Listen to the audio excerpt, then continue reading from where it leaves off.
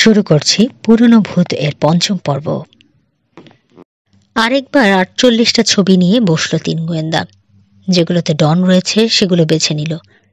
এই যে একটা ছবিতে আঙুল রাখলো মুসা। অন্যদের পেছনে ঝুঁকে রয়েছে, আমি শিওর মাটি থেকে সোনার মোহর তুলছে সে। আমাকে ছবি তুলতে দেখেছিল, রবিন বলল, সেজন্যই কেড়ে নিতে চায় ওগুলো।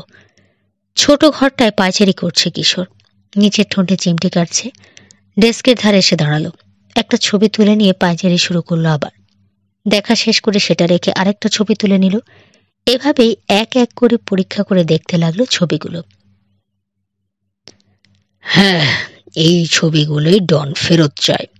অবশেষে কথা বলল গোয়েন্দা প্রধান। ছবি দেখে বলা যাচ্ছে না আসলে কে কি করছে, কিন্তু সে সেটা জানে না। মোহরগুলো অন্য কেউ দেখে ফেলুক এই ঝুঁকিও নিতে চায় না। সবাইকে ভয় দেখিয়ে দ্বীপ থেকে তাড়াতে চেয়েছে, যাতে নিরাপদে সমস্ত গুপ্তধন তুলে আনতে পারে। আবার একটা একটা করে ছবি দেখতে লাগলো সে। মুখোশধারী লোক দুটো তার হয়ে কাজ করছে। আমাদের নেগেটিভগুলো চুরি করেছে ওরা, প্রিন্টগুলোও নেয়ার চেষ্টা করছে। রাবিন বলল, ডন ওদেরকে পাঠিয়েছে তোমাকে কিডন্যাপ করে আনার জন্য, যাতে ছবিগুলো দিতে বাধ্য করতে পারে তোমাকে, এবং কিছুতেই কাউকে জানতে দিতে চায় না যে গুপ্তধনগুলো খুঁজে পেয়েছে সে।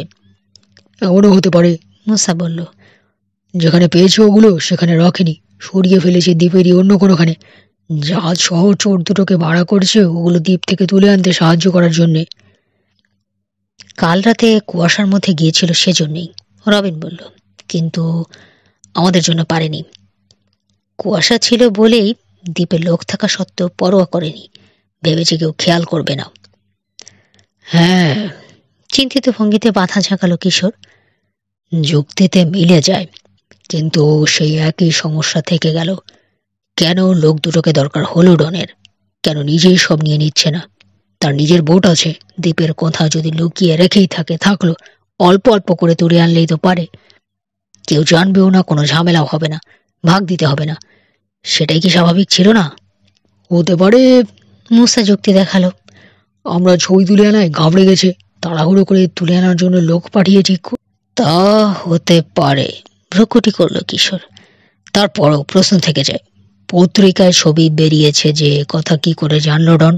রবিনের আব্বার কাছ থেকে ছিনিয়ে আনার জন্য লোক পাঠালো। আর মনে করে দেখো, ডক্টর এইনমার বলেছেন মঙ্গলবারে রবিনের কাছ থেকে যখন নেগেটিভগুলো কেড়ে নেওয়া হয় তখন দ্বীপে ছিল ডন। ডন না পাঠালে তাহলে কে পাঠালো কিশোর? রবিনের জিজ্ঞাসা। তাছাড়াও, মুসা মনে করিয়ে দিল, পিয়ারে ওদের সঙ্গে ডনের কথা বলতে দেখেছে রবিন।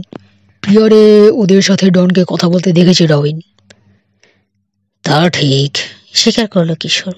ওরা একসাথেই হয়তো কাজ করছে। তাহলে কি এখন গিয়ে ইংমার আর প্রিন্সিপাল স্যারকে জানাবো? রবিন জিজ্ঞেস করলো। আর পুলিশকে? নিচের ঠোঁটে চিমটি কাটলো একবার কিশোর। ছবিগুলোর দিকে তাকিয়ে রইল কিছুক্ষণ নীরবে। তারপর বলল, ডন যে সোনাগুলো পেয়েছে তার কোনো প্রমাণই নেই আমাদের হাতে। আর আমার মনে হয় না শুধু সোনা নিয়েই এই গন্ডগোল, আরো কিছু রয়েছে। ডন এমন কিছু করেনি যে তার বিরুদ্ধে পুলিশের কাছে কিছু বলতে পারবো। কিডন্যাপও সে করেনি আমাকে, এ ব্যাপারে তার কথা কিছু বলা যাবে না। পুলিশের কাছে যাওয়ার আগে জোরালো প্রমাণ জোগাড় করতে হবে আমাদের, আর তা করতে হলে রেকার্স রকে যেতে হবে। ডক্টর আর প্রিন্সিপাল স্যারের সঙ্গে আজ রাতে আবার দ্বীপে যাবো আমরা। বাড়ি যাও এখন, গোসল টোসল করে শুকনো কাপড় পরো, বাড়িতে বলে আসবে আজ রাতে ফিরছ না। রবিনের বাড়ি পৌঁছতে পৌঁছতে 5টার বেশি বেজে গেল। বাবা জিজ্ঞেস করলেন, ছবিগুলো যারা চুরি করতে চেয়েছিল তাদের ব্যাপারে আর কিছু জেনেছো? আমরা অনুমান করছি, জবাব দিল রবিন। ওদের সঙ্গে ডন র্যাগনারসনের সম্পর্ক রয়েছে। স্টার অফ পানামার হারানো সোনা খুঁজে পেয়েছে সে। কাউকে সে কথা জানতে দিতে চায় না। সোনার ছবি তুলনি তো তুমি? আমরা তাই ভাবছি, অথবা ওরকমই কোনো কিছুর। নিজের ঘরে চলে এলো রবিন। গা ধুয়ে এসে শুকনো জামা কাপড় পরল। তারপর শুকনো জ্যাকেটটা হাতে নিয়ে নেমে এলো আবার নিচতলায়। বাবা, মাকে বলো আজ রাতে ফিরবো না আমি। কিশোর আর মুসার সঙ্গে আবার রেকার্স রকে যাব। সারা রাত থাকতে হতে পারে। আচ্ছা, যাও, সাবধানে থেকো। আচ্ছা। বিকেলের উষ্ণ রোদের মধ্যে সাইকেল চালিয়ে আবার সার্ভিস ইয়ার্ডে ফিরে এলো রবিন। এসে দেখল মুসা স্ট্যান্ডে তুলে রাখছে সাইকেল। উত্তেজিত হয়ে আছে কিশোর। রবিনকে দেখে বলে উঠল, এখনই যেতে হবে। ট্রাক নিয়ে বসে আছে বরিস, আমাদেরকে বন্দরে পৌঁছে দেবে। অন্ধকার হয়ে যাওয়ার আগেই দ্বীপে পৌঁছতে হবে আমাদের। খাইছি কিশোর, কি হয়েছে?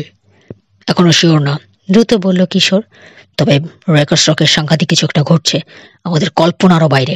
ছবিগুলো আবার দেখেছি, দেখেই মনে হয়েছে এই কথাগুলো। কিন্তু এত তাড়া কিসের? ট্রাকের দিকে এগোতে এগোতে রবিন জিজ্ঞেস করলো।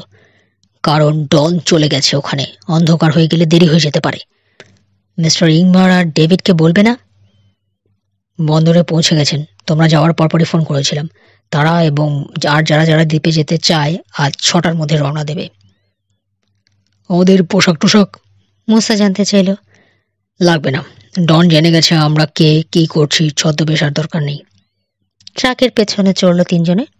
স্টার্ট দিয়ে ইয়ার্ড থেকে বেরিয়ে এলো বরিস। মুসা আর রবিন অবাক হয়ে ভাবছে, ছবিগুলোতে কি দেখতে পেয়েছে কিশোর? জিজ্ঞেস করলে বলবে না, জানাচ্ছে ওদের। সময় না হলে কিছুতেই মুখ খুলবে না সে, কাজেই অযথা প্রশ্ন করলো না। বন্দরে এসে সাইকেল র্যাকের দিকে তাকিয়ে খুশি হলো মুসা। আছে, ঠিকঠাকই আছে। সাইকেল তো দুটো মুসা, রবিন বলল। তাই তো, কিশোরেরটা? চেঁচিয়ে উঠল মুসা। বরিস, কেবিনের জানালার কাছে ঝুঁকে ডাকলো কিশোর, ট্রাক থামান। কিশোরের সাইকেলটা কাছ থেকে দেখলো তিনজনে। কোনো ক্ষতি করা হয়নি, মুসাটার গায়ে ঠেস দিয়ে রাখা। স্যাডেল ব্যাগটাও জায়গা মতোই রয়েছে। পুলিশ নিয়ে ফিরে আসতে পারি, কিশোর বলল। এই ভয়ে এটা এখানে রেখে গেছে। যাক, ভালোই হয়েছে, সাইকেলটা ফেরত পেলাম। এখন আর কিডন্যাপিং এর ঘটনাটাও প্রমাণ করতে পারবো না, নিরাশ হয়ে বলল রবিন। না পারার জন্যই তো করেছে এরকম, কিশোর গম্ভীর। প্রমাণ দিতে পারবো না, পুলিশকে বিশ্বাস করাতে পারবো না। সাইকেল দুটো ট্রাকে তুলে নিল ওরা, নিজেরাও চড়লো আবার। পাবলিক পিয়ারে ট্রাক নিয়ে এলো বরিস, যেখানে র্যাগনারসনদের বোর্ডগুলো বাঁধা রয়েছে। কয়েকজন র্যাগনারসন সেখানে দাঁড়িয়ে রয়েছেন। তিন গোয়েন্দাকে নামতে দেখে এগিয়ে এলেন ইংমার আর প্রিন্সিপাল। সর্বনাশ করে দিয়ে গেছে, প্রিন্সিপাল জানালেন। একটাকেও স্টার্ট দিতে পারবো না, স্যাবটাজ করে দিয়ে গেছে, ডাক্তার বললেন। ডনের কাজ, চেঁচিয়ে উঠল রবিন। 5 গ্যালনের প্লাস্টিক জগে করে রাসায়নিক পদার্থ যে নিয়ে এসেছিল ডন, সে কথা জানালো। নিশ্চয়ই পেট্রোল ট্যাঙ্কে ঢেলে দিয়েছে যাতে ইঞ্জিন স্টার্ট না হয়। এমন ভাবে ঢালছিল যে কেউ দেখলে ভাববে পেট্রোল ঢালছে।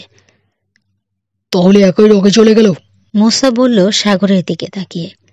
এমন ব্যবস্থা করে রেখে গেছে যাতে আর কেউ যেতে না পারে। আর কোনো বোট নেই স্যার? প্রিন্সিপালকে জিজ্ঞেস করলো রবিন। আমাদের যে কটা ছিল, রেগে গিয়ে বললেন প্রিন্সিপাল, সব নষ্ট করে দিয়ে গেছে। করছে যে কি ছেলেটা কিছুই বুঝতে পারছি না। সেই ভূত, মায়া নেকড়ে, সব কিছু বলে দিল মুসা। হারানো সোনাগুলো খুঁজে পেয়েছে সে, বলল রবিন। সোনা? বুঝতে পারলেন না প্রিন্সিপাল? হ্যাঁ স্যার, কিশোর বুঝিয়ে দিল। স্টার অফ পানামাকে ডুবিয়ে দিয়ে পালিয়ে যায় ওটার ক্যাপ্টেন। সোনাগুলো নিয়ে রেকর্ড স্টকে উঠেছিল হয়তো সে। এখন আমরা জানি অন্তত কিছুটা হলেও সোনা রয়ে গেছে দ্বীপে, হয়তো সবই রয়েছে, জানি না। এবারে সেলিব্রেশনে গিয়ে সেগুলো কোনোভাবে বের করে ফেলেছিল ডন। কাউকে ভাগ দিতে চায়নি, তাই ভয় দেখিয়ে সবাইকে তাড়াতে চেয়েছে। কাল রাতে প্রায় সফল হয়ে গিয়েছিল, রবিন বলল। আপনারা দুজন আর আমাদেরকে বাদে আর সবাইকে তাড়িয়েছিল। আজকে সব বোটগুলোকে নষ্ট করে দিয়েছে যাতে দ্বীপে কেউ যেতে না পারে। বোধহয় দুজন জেলেকে বাদে, মুসা বলল। একটা বোট ভাড়া করতে পারি আমরা, প্রিন্সিপাল বললেন। তা দরকার হবে না, কিশোর বলল। আমার অনুমান সত্যি হলে ডন এখন র্যাগনার স্টকে রয়েছে দুজন ডেঞ্জারাস লোকের সঙ্গে, যারা আমাদের নেগেটিভ চুরি করেছে, আমাকে কিডন্যাপ করেছে। কি করে তার উপর হামলা চালিয়ে তাকে বন্দি করেছে খুলে বলল কিশোর। সোনা ছাড়াও আরো কোনো কিছুতে জড়িত রয়েছে ডন। সে জানে না লোকগুলো কতটা খারাপ, পেশাদার চোর, কিডন্যাপার। যাই করুক, আমার ধারণা মারাত্মক বিপদে রয়েছে সে এখন। ক্যাপ্টেন ফ্লেচারকে জানানো দরকার যেন পুলিশ নিয়ে আমাদের সঙ্গে আসেন। শিল্পের সঙ্গে কথা বলা দরকার, ডক্টর বললেন। আমার গাড়িটা কাছেই, চলো, বললেন প্রিন্সিপাল। বরিসকে বাড়ি পাঠিয়ে দিল কিশোর। ওরা তিনজন আর ডক্টর ইংমার মিলে 5 জনের ঠাসাঠাসি করে বসলো প্রিন্সিপালের গাড়িতে। থানায় চলল। ডেস্কে বসে সার্জেন্টকে বলল ডেভিড ক্যাপ্টেনকে খবর দিতে। ফ্লেচার নিচে এলে তাদেরকে অফিসে ডেকে নিয়ে গেলেন। দ্রুত তাকে সব কথা জানালো কিশোর। ওই লোকগুলোর সাথে যে কিভাবে জড়ালো, ডাক্তার বললেন দুঃখ করে। বলতে পারবো না, ওদের কথায় বসলাম ক্যাপ্টেন। এবার ভালো বিপদে জড়িয়েছে সে। জলদি চলুন। উঠে দাঁড়ালেন ক্যাপ্টেন।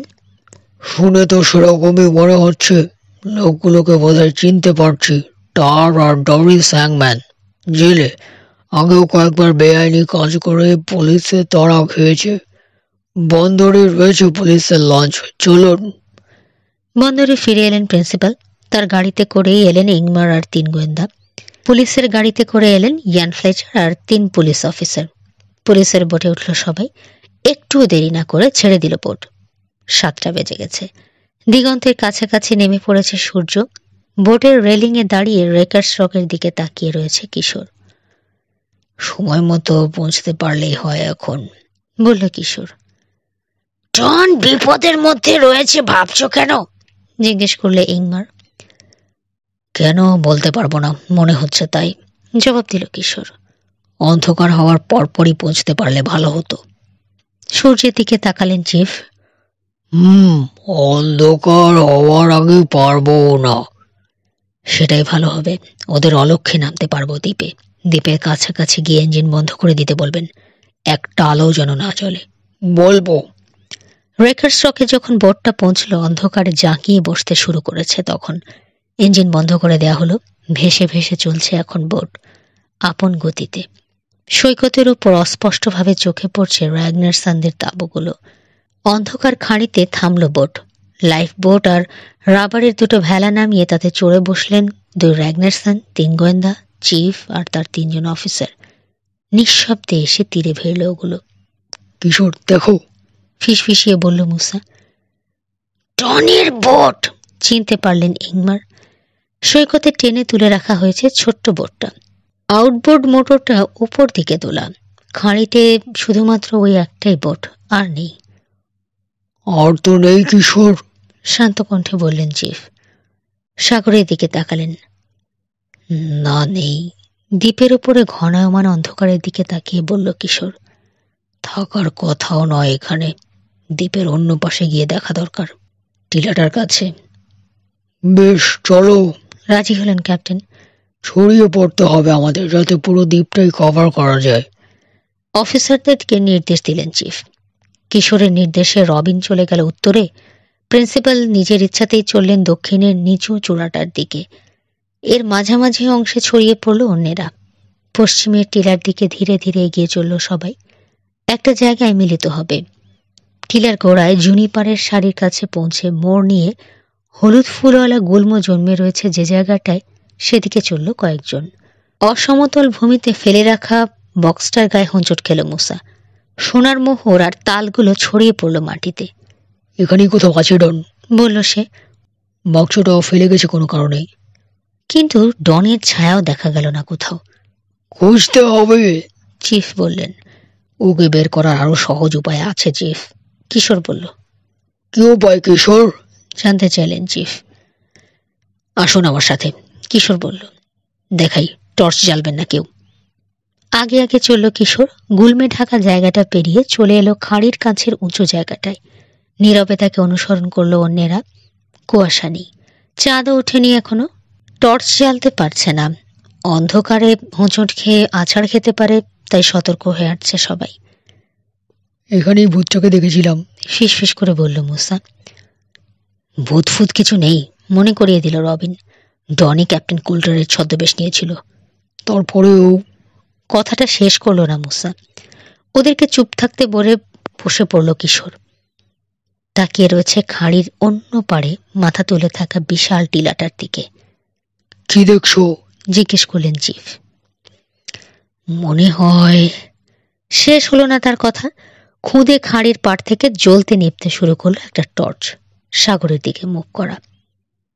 ডন, ফিসফিস করলেন ফ্লেচার।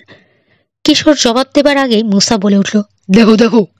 একটা চলমান জাহাজের আলো দেখা যাচ্ছে। দ্বীপের দিকে ঘুরে এগিয়ে আসছে। ইঞ্জিন বন্ধ। নিঃশব্দে ভেসে এসে খাঁড়িতে ঢুকলো জাহাজটা। নোঙর ফেলল। হুইল হাউসের উজ্জ্বল আলো এসে পড়ল খাঁড়ির পাড়ে সৈকতে। এটাই ভূতের জাহাজ, নিচু গলায় বলল রবিন। 1 মাস তুলে সেই জাহাজটা। কুয়াশার মধ্যে যেটার ধূসর পাল দেখেছে ওরা, এখন চিনতে পারল। পাল নয়, জাল বুম থেকে ঝুলছে। কুয়াশার জন্য মনে হয়েছিল অসংখ্য ফুটোওয়ালা একটা পাল। শরীরটা মনে হয়েছিল ধূসর আর শ্যাওলায় ঢাকা। এই ট্রলারের বুমে উঠে কিশোরকে বের করে এনেছিল রবিন। 2জন লোককে দেখতে পেল। ওরা হ্যাংম্যান, চিফ বললেন। কিশোর, ওরাই কিডন্যাপ করেছিল তোমাকে, চিনেছ? ওদের মতোই তো লাগছে। মুখে মুখোশ ছিল তখন, চেহারা দেখিনি, তবে একজন লম্বা আর একজন বেঁটে আর ভারী, তাদের সঙ্গে মিলে যায়। ট্রলার থেকে একটা রাবারের বোট নামানো হলো। লম্বা লোকটা তাতে চড়েও দাঁড়িয়ে চলে এলো কিনারে। লাফিয়ে বালিতে নেমে টেনে বোটটা তুলে আনলো শুকনোয়। তারপর দাঁড়িয়ে রইল যেন কোনো কিছুর অপেক্ষায়। কিসের অপেক্ষা করছে? প্রিন্সিপাল জানতে চাইলেন। হয়তো ডনের জন্যে, বিষণ্ণ কণ্ঠে বললেন ডাক্তার। কিছু বলল না কিশোর। ঠোঁটে আঙুল রেখে সবাইকে চুপ থাকার ইশারা করল। সৈকতে দাঁড়িয়ে ঘড়ি দেখল লোকটা। টিলার দিকে তাকালো কিশোর। ওই যে! তার কণ্ঠে খুশির আমেজ। ফিরে তাকালো অন্যেরা, যেন টিলাটার গোড়ার ভেতর থেকে বেরিয়ে এসেছে লোক দুটো। তাদের একজন ডন র্যাগনারসন, আরেকজন খাটো মোটা মাঝবয়সী, পরনে হালকা পোশাক আর স্কি জ্যাকেট। আরে, সেই জ্যাকেটটার মতোই তো লাগছে, অবাক হয়ে বললেন প্রিন্সিপাল। তাঁবু থেকে চুরি গেছে যেটা। ডনকে আগে রেখে ঠেলতে ঠেলতে যেন লম্বা লোকটার কাছে নিয়ে গেল মোটা লোকটা। এমনভাবে চলছে ডন, যেন ইচ্ছার বিরুদ্ধে। জোর করা হচ্ছে যেন তাকে। হঠাৎ মোটা লোকটার হাতে ঝিক করে উঠল কিছু, তারার আলোয়। চুরি! ভয় পেয়ে গেলেন ইংমার। ডনকে বন্দি করেছে ওরা। উঠে দাঁড়ালেন চিফ, চেঁচিয়ে আদেশ দিলেন, দাও, পুলিশ, ছুরিটা ফেলে দাও। একসাথে জ্বলে উঠল কয়েকটা টর্চ। পুলিশ অফিসার আর চিফের হাতে পিস্তল দেখতে পেল মোটা লোকটা। ট্রলারের দিকে পিস্তল আর টর্চ তাক করলো একজন অফিসার। গলুয়ে দাঁড়ানো বোটে লোকটার গায়ে আলো পড়ল। ওর হাত দেখেছো? বলে উঠল মুসা। Tattoo, mermaid. তার মানে ওরাই, কিশোর বলল। হ্যাংম্যানরা 2 ভাই, আমাকে ধরেছিল। দীর্ঘ একটা মুহূর্ত দ্বিধা করলো মোটা লোকটা আর 2 জেলে। উজ্জ্বল আলোয় চোখ ধাঁধিয়ে দিয়েছে ওদের। অবশেষে ছুরি ফেলে দিয়ে মাথার উপর হাত তুলল মোটা লোকটা। সবাই নিচে নামলো সৈকতে, শুধু একজন অফিসার বাদে, যে ট্রলারটার দিকে পিস্তল তাক করে রেখেছে। ভ্রুর ঘাম মুছল ডন। বোকার মতো মাথা ঝাঁকালো বাবা আর 3 গোয়েন্দার দিকে তাকিয়ে। তোমাদেরকে দেখে সত্যি খুব খুশি হয়েছি, গোয়েন্দাদেরকে বলল সে। কি করে বুঝলে? কিশোর, চিফও জানতে চাইলেন। এবার বলে ফেলো তো, কি ঘটতে যাচ্ছিল এখানে? বলে ওটাকে। মোটা লোকটাকে দেখালেন তিনি। জ্বলন্ত চোখে কিশোরের দিকে তাকিয়ে রয়েছে সে। মিস্টার ডেনমার বোরেন্স, চিফ, কিশোর বলল। মরে যাওয়ার আগেই যিনি মরে গেছেন বলে খবর ছড়িয়েছেন। বোরেন্স? হ্যাঁ স্যার, ইনি ডুবে মরেছেন বলে ভাবা হচ্ছিল। বীমা কোম্পানিকে ঠকানোর জন্য এই কাজ করেছেন। পানিতে ডুবে মারা যাওয়ার পরিকল্পনা করে এসে লুকিয়ে থেকেছেন এই দ্বীপে। তাকে তুলে নিয়ে আজ রাতেই দেশের বাইরে পাচার করে দিত তার জেলে বন্ধুরা। তার বিধবা স্ত্রী তখন বীমার টাকা তুলে নিয়ে চলে যেত স্বামীর কাছে। নিশ্চয়ই অনেক টাকার বীমা করিয়েছেন মিস্টার বোরেন্স। কিশোরের দিকে তাকিয়ে বিড়বিড় করে কি যেন বললেন বোরেন্স। বোধহয় গালি দিলেন, বোঝা গেল না। বোঝার চেষ্টাও করলো না কিশোর। বলতে থাকলো, তার কপাল খারাপ। ঠিক তখনই সেলিব্রেট করার সময় এসে গেল র্যাগনারসনদের। দলবল নিয়ে দ্বীপে হাজির হলো তারা। এত লোকের সামনে জাহাজে চড়ার ঝুঁকি নিতে সাহস করলেন না তিনি। কাল রাতে ভয় পেয়ে র্যাগনারসনরা যখন বেশিরভাগই চলে গিয়েছিলেন আর ঘন কুয়াশা পড়ছিল, তখন একবার পালানোর চেষ্টা করেছিলেন। ভেবেছিলেন কুয়াশার মধ্যে কেউ খেয়াল করবে না। সব মাটি করেছি আমরা। কিছুই প্রমাণ করতে পারবে না তুমি, এসব শয়তান ছেলে কোথাকার।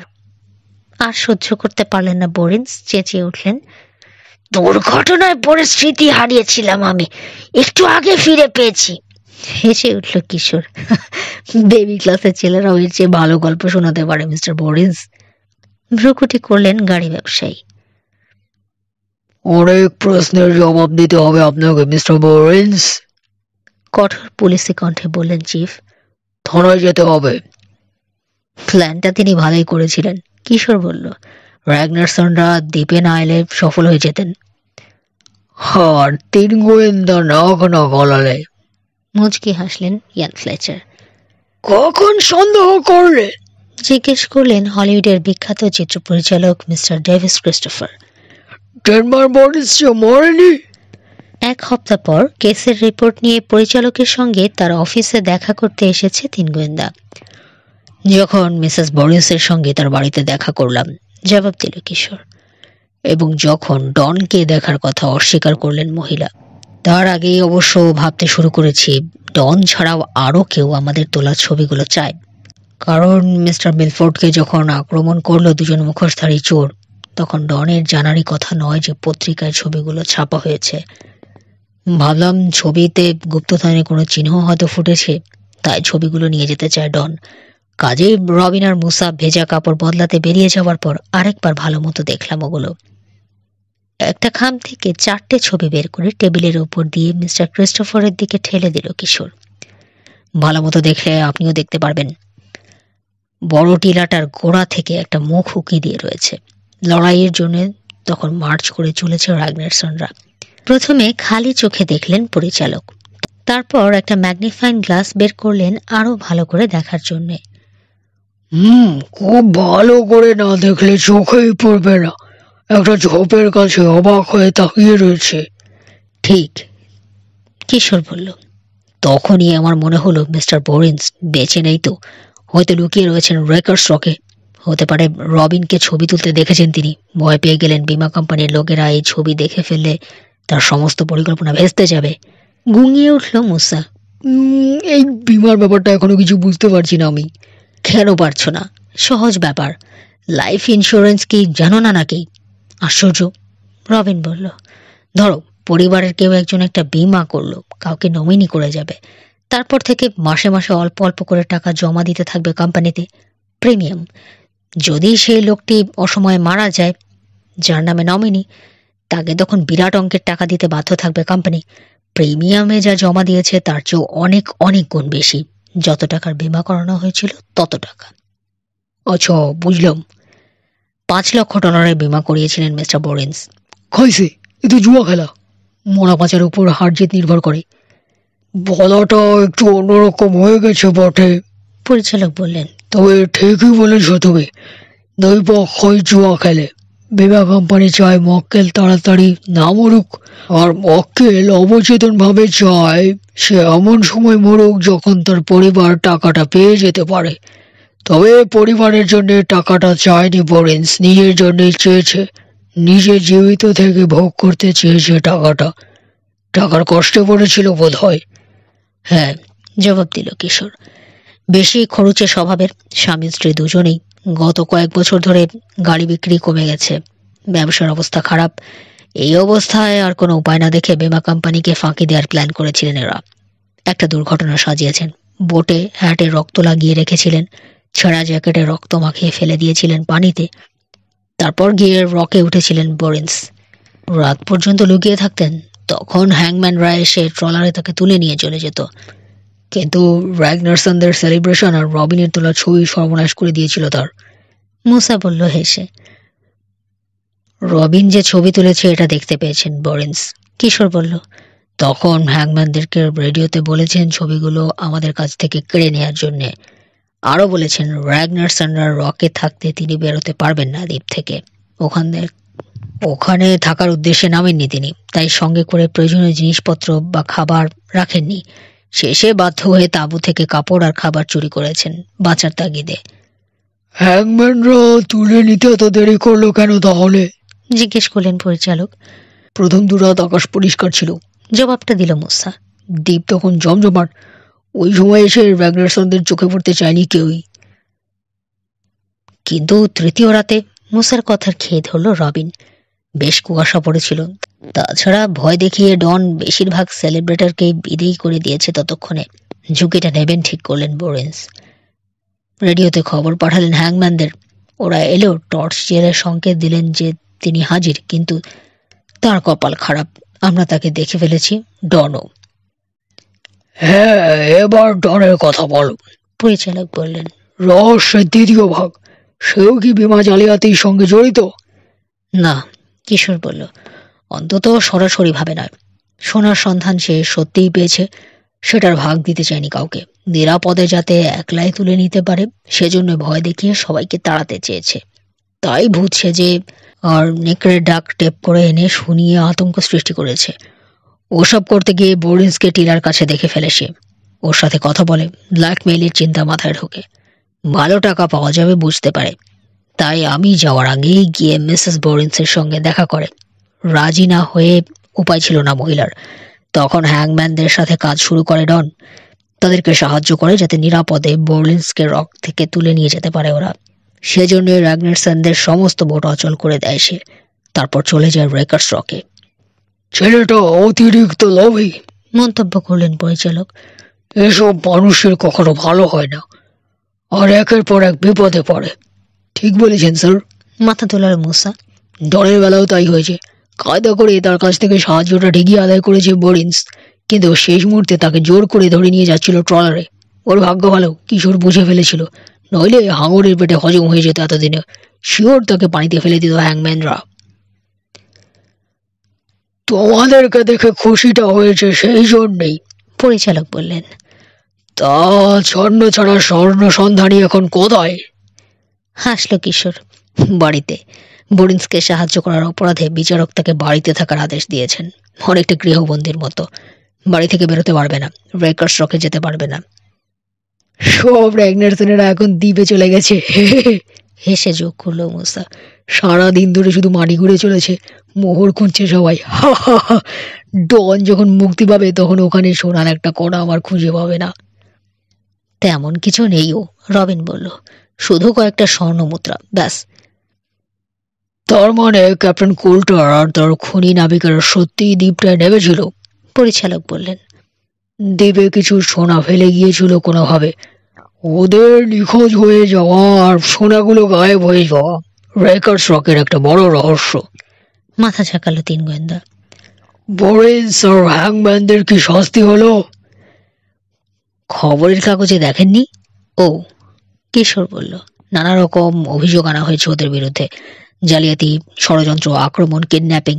বেশ কিছুদিন উকিল নিয়ে আদালতে দৌড়াদৌড়ি করতে হবে ওদের। শেষ পর্যন্ত আরেকবার সত্যের জয় হলো। মৃদু হাসি ফুটল পরিচালকের ঠোঁটে।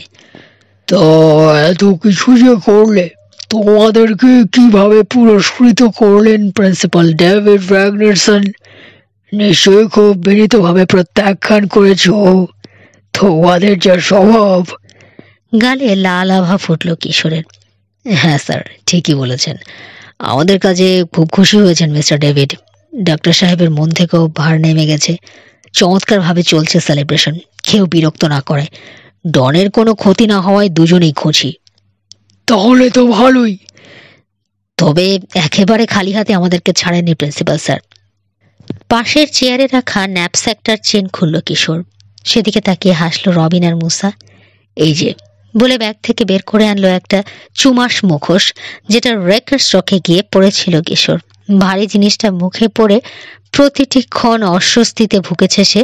টেবিলের উপর দিয়ে ঠেলে দিয়ে বলল, আমাদেরকে উপহার দিয়েছেন মিস্টার ডেভিড। কিছু যদি মনে না করেন স্যার, আমরা আপনাকে উপহার দিলাম। নিশ্চয়ই নিশ্চয়ই, আগ্রহের সঙ্গে টেনে নিলেন পরিচালক। ওরকম একটা জিনিসের শখ আমার অনেক দিনের। ছবি বানাতে কাজে লাগে। তাছাড়া আমার ব্যক্তিগত মিউজিয়ামে। মুখোশটা মুখে পড়লেন তিনি। কেমন লাগছে?